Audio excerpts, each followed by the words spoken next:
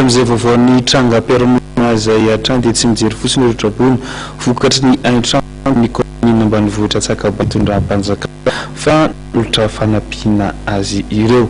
Tonga nanolotra fanampiana avy amin'ny filoham-pirenena ny Azavavety sady kotra ny faritra Sofia Andriamatoa Eric Razafimandimby ny sabotsy lasa teo.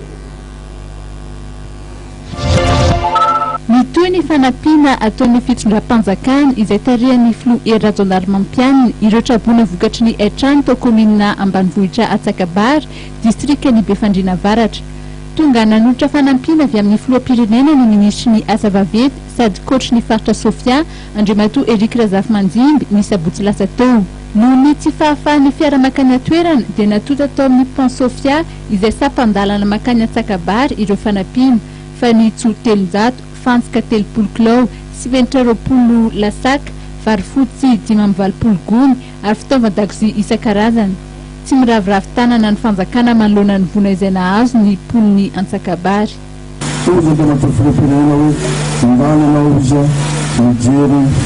Manatitra fanampiana vonjomaika amin'ny renanantsika amin'ny Tsakabary.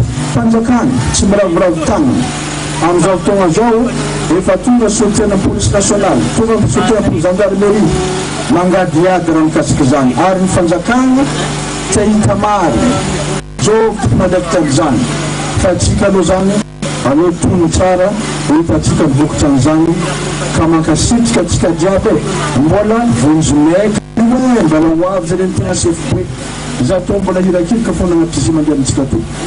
Velom-pisaorana ny fitondram-panjakana amin'ny fanomezana fanampiana marobe ny ponina Antsakabary teo am-pandraisana ny entana.